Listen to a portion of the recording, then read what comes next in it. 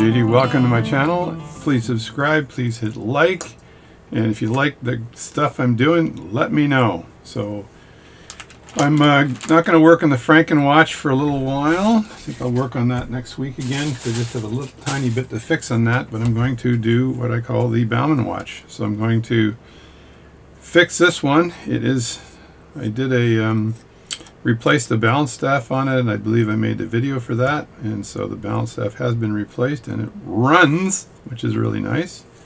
But I am going to disassemble this watch. That's the old balance staff in there, I think right in the corner there, just sitting there all broken, and I am going to reassemble this watch. There's two I don't know why they're there, but there's two screws right here.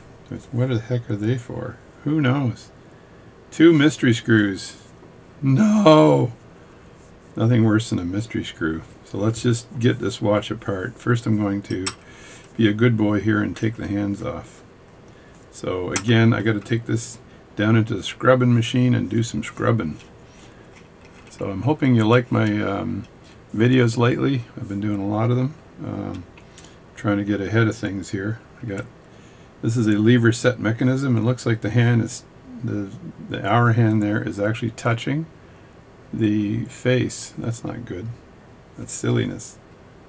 Yeah, can't have that happen. So I just want to line these up here so I can just take these off, and I'm going to use my big hand removers. I'm not using the small stuff today, folks. I'm not using the small stuff today.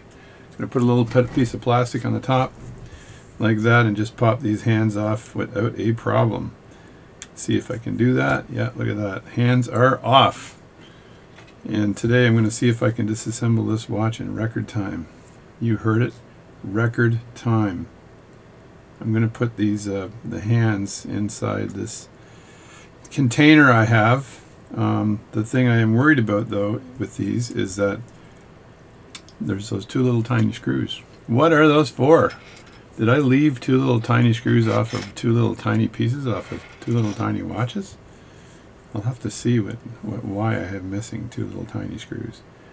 Plus, I'm going to have to put my proper watchmaking glasses on, and I don't have them on right now, so it makes it a little bit trickier, but not too tricky. So there we go. That's that hand there. So we're going to put, I love the way they do that in restaurants, when they say, "How is our meal tonight?"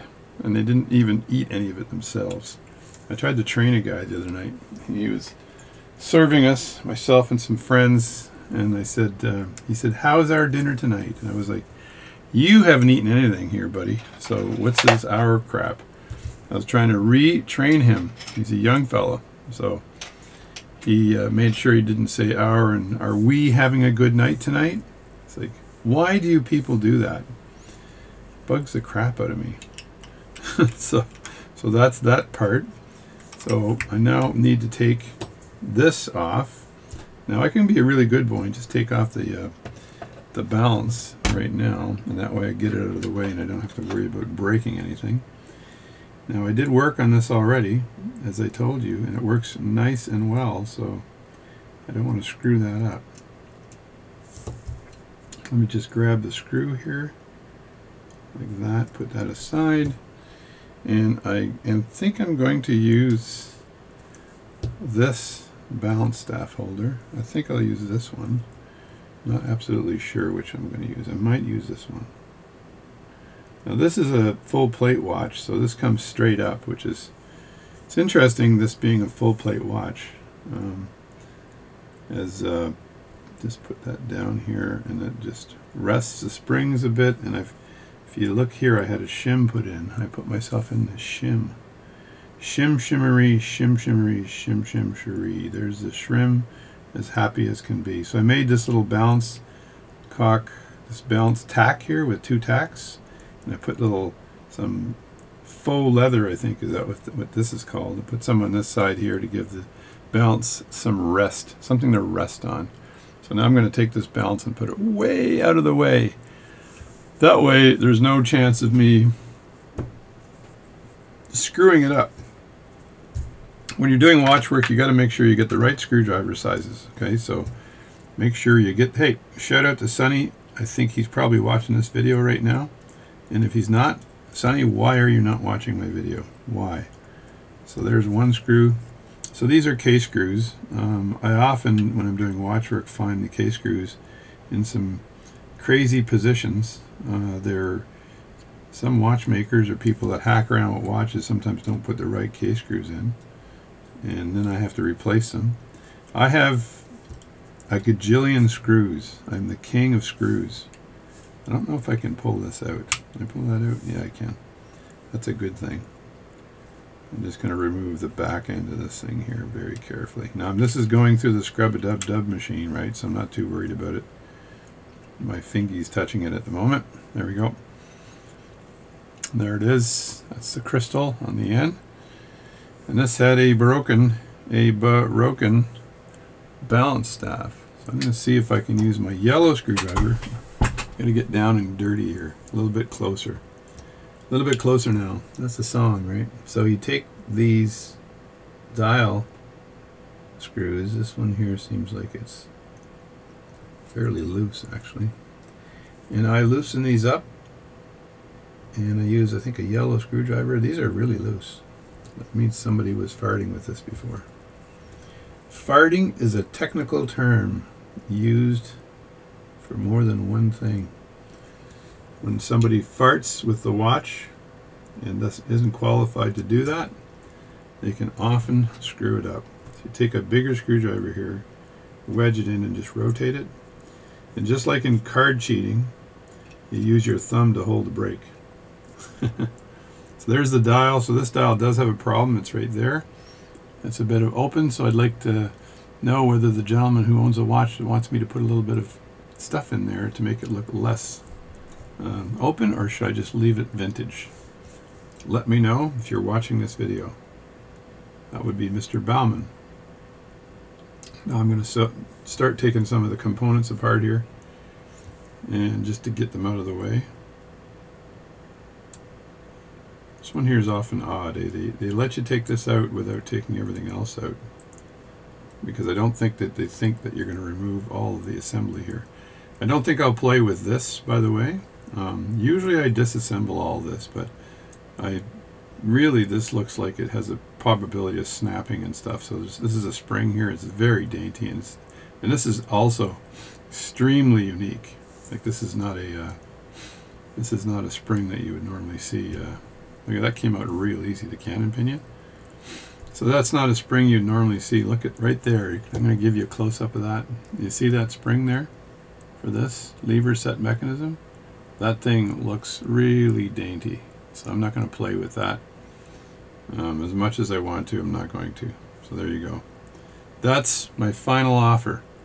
I do need to get out the world's best movement holder in a few seconds. So what I want to do is make sure I keep an eyeball on that little pivot there, because that is for the balance. That is for the fourth wheel, and that's pretty cool. That's where the balance drops down. Look at that, eh? The full plate movement. Why do people keep sending me full plate movements? You know how much I like full plate movements. So I'm going to go get my balance, my movement holder. I'll be right back. This is the Myers number 58 movement holder. I've got 3 of these things. I love them. They do cost a lot of money. They're not cheap. I think I got mine when they were a little bit cheaper, but they've gone up to like 350 bucks now. If you see one of these on eBay, you're going to pay a few bucks to get it, so not cheap. All right, readjusted all the cameras so you can get a better view of my craziness. So we have now got to remove some of the serious stuff here. So the power's down on this completely, so I'm not too worried. Now this is either clockwise or counterclockwise, and the old days they used to tell you, now they don't. The reason it's counterclockwise a lot of times is so when you wind it, it tightens it, and it doesn't. So if you're tightening it, you're loosening it this way, tightening it's the other way. So if it's counterclockwise, nope, this one is loosey-goosey. I wish the hell they'd tell you, because there's a chance of stripping the damn thing. And the watch I just worked on 2 seconds ago, it was the opposite. So it just pisses me off they don't tell you that. So it's this one here is always the correct way. It always loosens up that way. Hey, oh, what are you doing in there? This is how hazards happen. Get that out of there fast before it screws something up.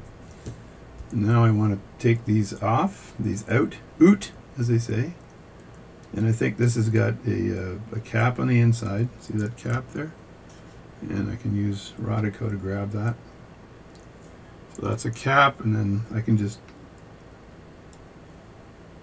also grab that with Rodico. That way I don't have to worry about digging the screwdriver underneath. And there's a cap on this one as well. And I can use that to grab that. There's the cap, and there's the ratchet wheel. I'll go look up and see what those are called again. I always screw them up. Now it's interesting. This watch is pretty nice. It's got some it's got screws. It looks like it's got gold settings. I've worked on those before, which is nice. And it's weird. The banking pins right here are adjustable on the top of the watch, which is very strange. So this is something I haven't seen before. This is a very nice. So Waltham 845. So it's a very nice watch. It's crazy, man. It's crazy. Crazy, crazy, I'll feel lonely. Good old Willie. Now I'm going to take off, I think I'll take the main plate off first. No, actually I don't think I'll take the main plate off. I think I'll take this plate off first. Now I want to make sure the screwdrivers I have are doing a good job. And they are. Look at that. It's a thing of beauty. So I'm taking my time here. This is going to go through the cleaning machine. These are very long screws in this screwdriver, in this watch. This screwdriver I'm using just fits perfectly, actually. Maybe it's a tad too big, but if I'm careful, it fits perfectly, so there's no issue. So that's 2 screws. These are really weird looking. They're very weird looking plate screws too. They're not what I would normally see. I'll take these 3 screws out. This is a watch. When you're removing the screws, you turn them until you hear a little tick, and that's when the thread passes the outside. The inner thread passes the outer thread. And now I should just be able to wedge something in here and grab that. There we go. Grabbed. There's the big barrel. Look at that thing. Holy crap. It's a barrel from hell. Now I will take photos of this watch as I disassemble it, because it doesn't look like one of the watches I would normally work on, so I want to make sure I get some close-ups just in case there's some idiosyncrasies on this thing that I'm not familiar with. I'm going to take this out here. Usually you can just lift that up, but it doesn't seem to want to lift, so there's something strange about this, so I don't never stress the parts. Oh, I know. If you look at this here, this is typical of one of these Waltham watches, these full plates. There's there's a gear or whatever here that holds that in place, so you kind of have to unscrew it from the background and lift that up. It's a real pain in the ass to actually take it apart. It's not easy. So, but we're going to just keep working on this, okay? So fear not, for I bring you tidings of joy, where you'll be satisfied throughout the world. Oh, I got a new subscriber, I think. First name is Colonel. I don't know his last name yet, but he seems to enjoy my bantering, my patter. So this is interesting. There's only 2 screws holding this whole plate on. One here that I just took out, and one here. Now when I remove this plate, I have to make sure I slide it sideways, because a pallet fork needs to be free of the little window or little cavern that they have here. Yeah, and these screws are different. These 2 screws I just took out were different from the other ones. Isn't that wonderful? Just to make things tricky. So here I've got to move it up and out like that.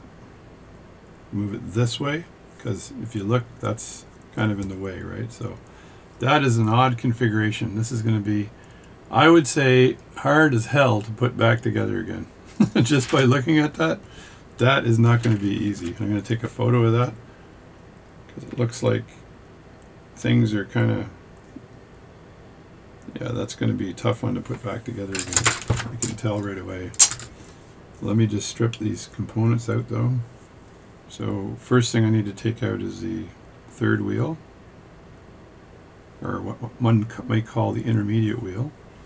And then I can take out the center wheel. Cannon pinion was removed already, as you recall. I'll just grab that mainspring and move it aside as well.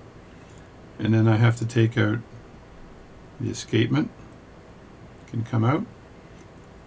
And then I'll take out the fourth wheel and turn that around because it's got the pivot used for the second hand. And then this pallet fork, look at this damn thing. So this pallet fork is way up in the air. Look at that. That is crazy. That's the pallet fork right where my finger is. And that is way up in the air. So I got to remember the long stem of the pallet fork goes down. So I don't even want to pick it up from the bottom. I want to pick it up from that. Just fell right through. There it is. I really have to be careful with this. That is crazy. That is, look at the stem on that pallet fork. This is one crazy watch. People seem to be giving me the crazy watches to repair. I don't think I've gotten an easy one in a long time. Let me look what's going on here. So this is all part of this configuration. I may just toss it in like that, and then I'll be able to undo this and then lubricate that after, and there shouldn't be a problem. Just toss it in like that. Otherwise I've got to remove, this screw here and this plate, and then this screw removes the other screw in the bottom, and then the whole thing comes up. So do I want to do that? I don't know if I want to do that. Yeah, that's tricky. I might not want to do that. I may want to just keep this in its current configuration. Yeah, because that, I think, will cause me all kinds of headache. Heartache and headache, and I can wash it in this configuration.